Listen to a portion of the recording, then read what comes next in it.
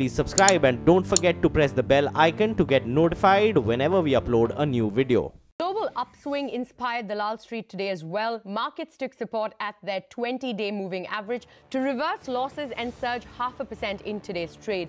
Now, the Nifty regained and ended above that 10,750 mark.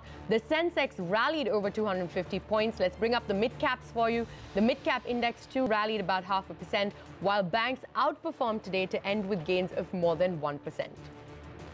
The Indian banking sector does not need an asset reconstruction company, but it certainly needs an asset management company to manage stressed assets. That's the word from the chairman of SBI, Rajnish Kumar.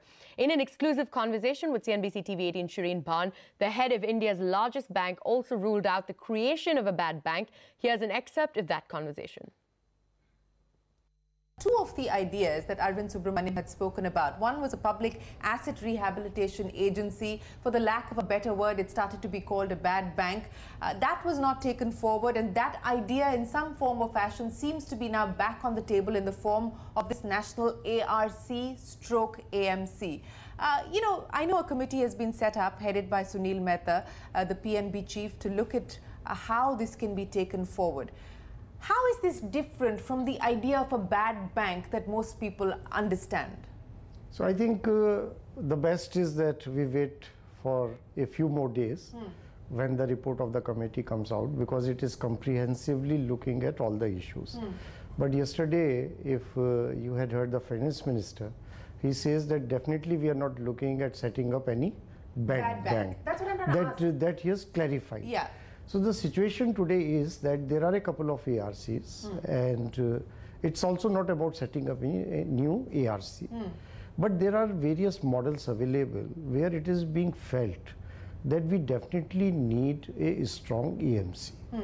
The country lacks one. There are funds who have their own AMCs, but an AMC which can manage, say, for example, the assets in the power sector. Right. It requires a specialized setup to manage these assets. If it was decided that these assets, we don't want that they be referred to NCLT and there can be a resolution even outside the NCLT framework, because many of these assets, there are PPAs available. Yeah. Even there is a fuel supply agreement, but still they are not operating at the full capacity. Right. So in such a situation, if banks decide that these assets definitely need to be taken out of the bank's books, and we need a very strong agency who can manage these assets, and that would mean the operators likes of, say, NTPC, or it can be Tata Power, or it can be a Sembcorp. There are a couple of agencies who have the experience of running the large plants.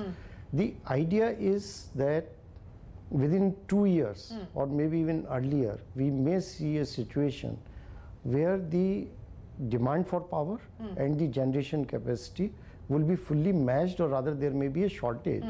And at that stage, the value of these enterprises will be much higher than if banks do any distress sale today. Okay. So this is the whole concept.